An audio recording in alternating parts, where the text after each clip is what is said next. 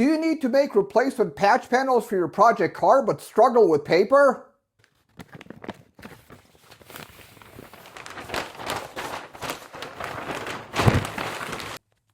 And pens are difficult and confusing.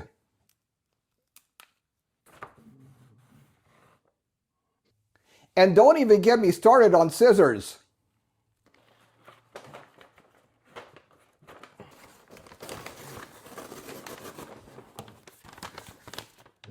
Great news! We have a needlessly high-tech solution for you. The RustWars Scan-O-Matic 5000. We're going to show you how to 3D scan the missing areas, use Fusion to rebuild the missing geometry, print out a replacement plastic part as a template. But wait, there's more. We're going to show you how to use the plastic template to fabricate a steel replacement part that fits the car. And all for the low, low price of watching a crazy Hungarian for the next few minutes. In semi-seriousness, why would we want to do this? Well, let's just say the original metal is missing, or there's not enough left to make a proper paper template. With 3D scanning, Fusion, and a printed prototype, we can reconstruct a missing shape and generate a physical reference you can hold in your hand. Let's do it! I am using a Einstar from Shining 3D. This is an older consumer grade scanner.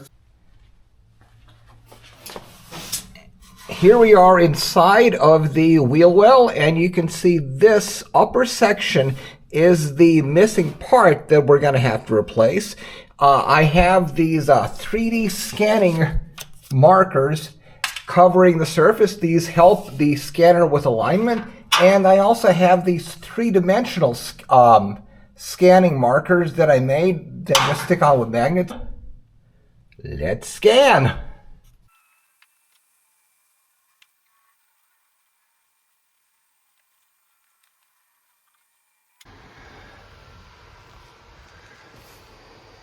There we are. Got a little scan there.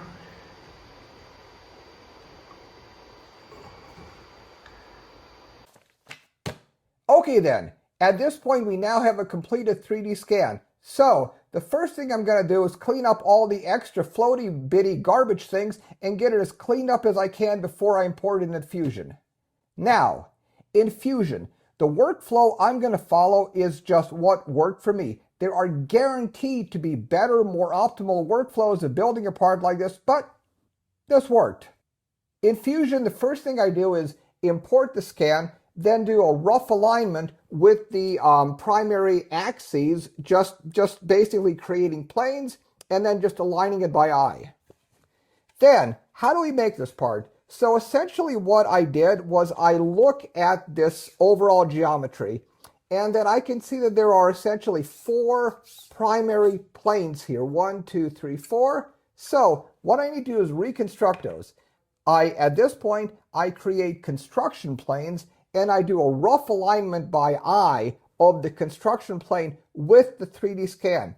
The 3D scan is not perfect, and the car itself, it's a bit wibbly wobbly, so you just sort of have to guess. So, create these 4 planes here. Once you have those 4 construction planes, you look at this geometry. I then drew out this line here, and then I traced it out to where this intersects the wall of the car. I did an extrude this line downwards using this construction plane to intersect it as the extents of it. So that gives me one surface. Then I did a extrude on this top line to give me this top surface here, and then using the bottom plane, I drew out this shape here. I just did a fill on this surface here, and then did an extrude of this one down. At this point, I'm just working with a surface. Then I thicken this part inwards to 1.2 millimeters or 18 gauge. I know I went super fast here, But if you guys want a longer, more in-depth tutorial on fusion or building these kinds of reverse engineering, let me know. So now that we have an actual, real 3D solid part, let's print this thing.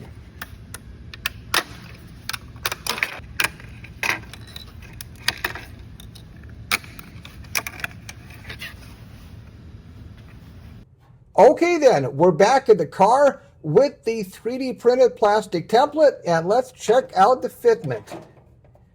Yeah, that is awesome. This curve is exactly right. That flange fits there, that fits. Sweet. Now, in all honesty, this is the second time I fitted this. The first iteration needed a little bit of trimming, and I had to adjust that angle. And that's the cool part about rapid prototyping. The cost for this is basically nothing. So you just print another plastic one out, and you can iterate as many times. So let's go ahead and see about making a metal part from this. Okay then. So now that we have an actual real fitting part that fits super great on the car, we can go ahead and manufacture this thing in steel. How do we do that?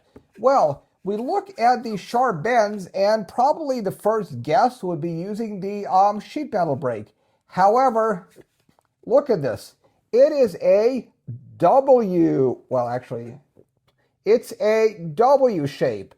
That means that we can use the sheet metal brake on either the middle or one of these, but not all of them, because these things just get in the way.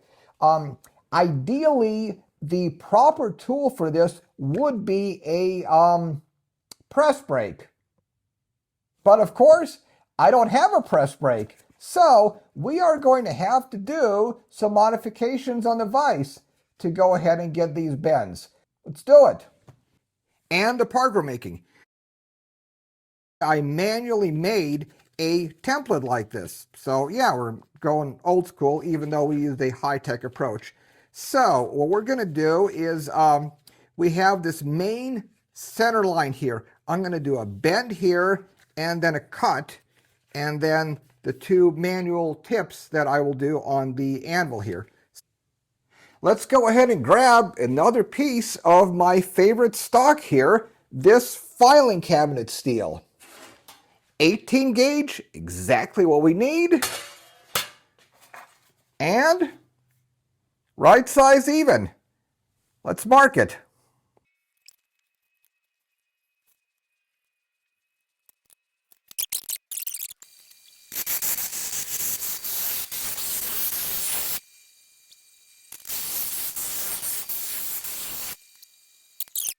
So this top bend here, this one needs right about a 90 bend. So let's do it.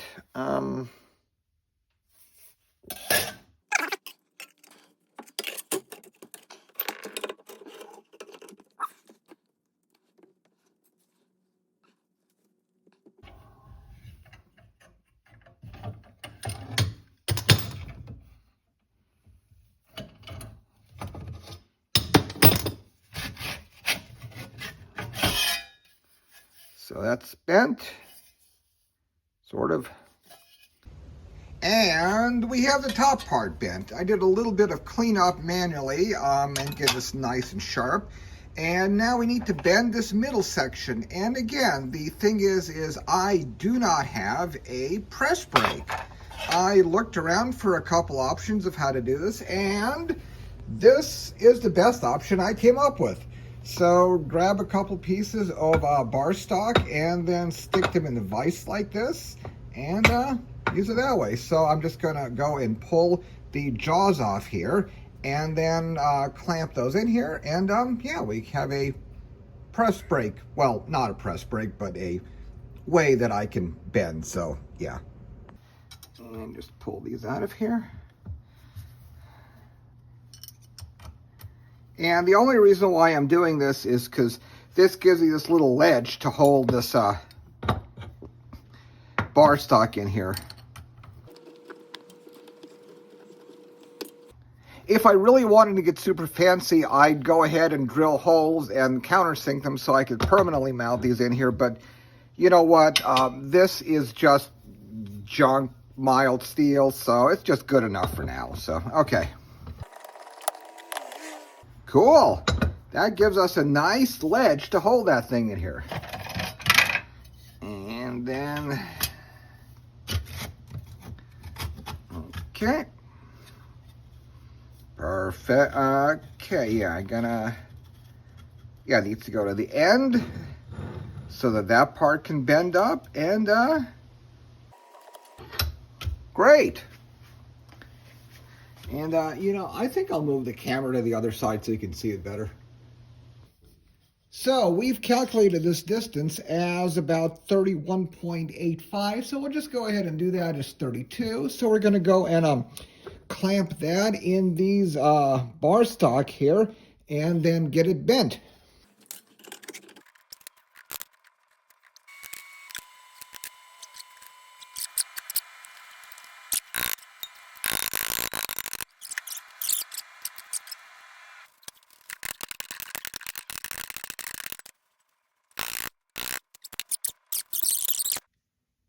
And the bottom bend. So we did the same thing. We measured it and we got this guy totally lined up and calculated here. So let's go ahead and beat this into shape.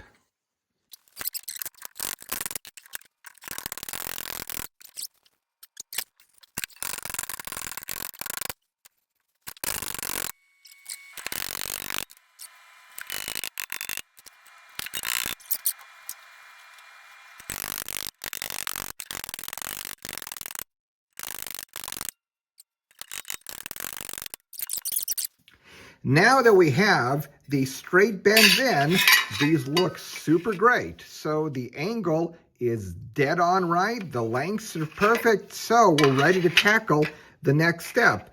And that's taking care of these curves. So this curve here, we can see we obviously need to stretch that flange there. And to do those, we are going to use the stretcher. Actually, this is the shrinker, and this is a stretcher. So, we're going to use the stretcher there. That one is a little bit more interesting. Ideally, I would have shrunk this area here to pull that line in, but I can't really get the shrinker in there.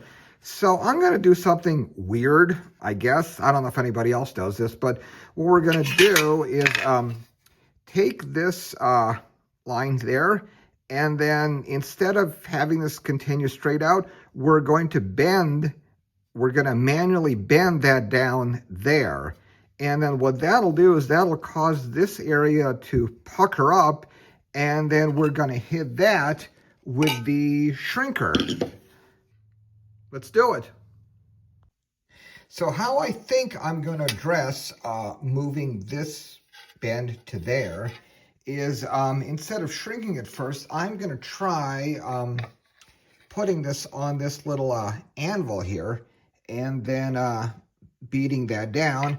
And then after I've moved this, then shrinking it. So I'm just trying things out. I've never done this before. So this is just a bar stock held in a vise, clamped to the table. So just doing a FAFO here, you know?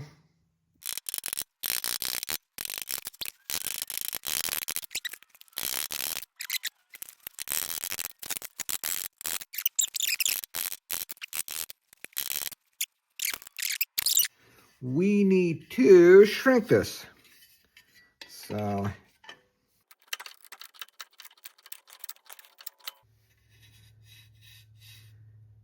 okay, that's shrinking. Okay, so that curved that down, and then now I can fold that over there. Okay.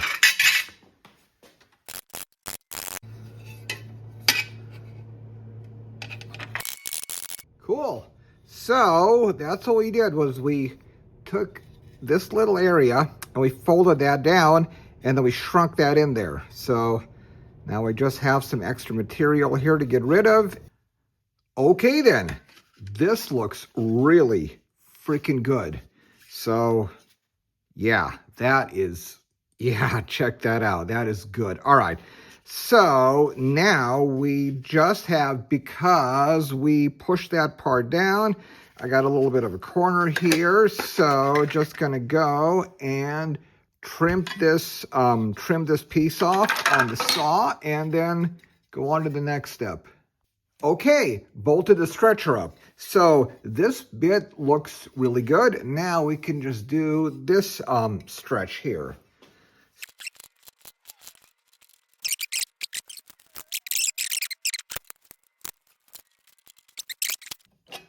Okay, so it looks not too bad. Let's do a little cleaning up here on the anvil just a bit.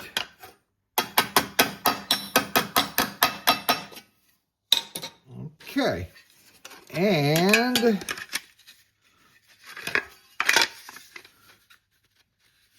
yeah, that looks really good.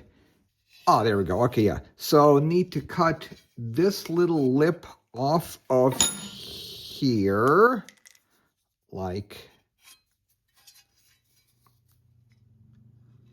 so, and then bend that bit out, and then we should be able to weld that corner in. So, alrighty then, here is the prototype to make sure that the design is correct, and as we've already seen, it fits. And now what we've made is an actual real one based on the prototype.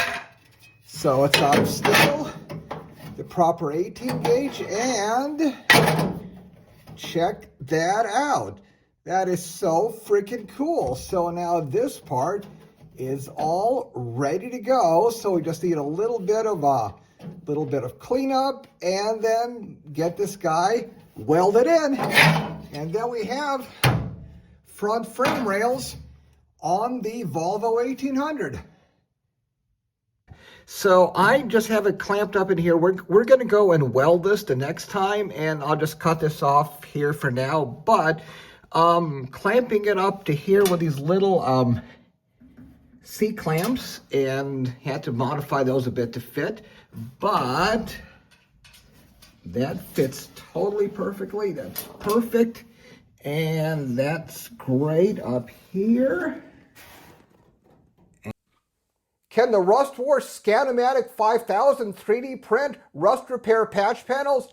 Well, yes, but also no. We can totally use 3D scanning, CAD, and printing to make physical templates, test to fit, and use that template to fabricate the real part in steel.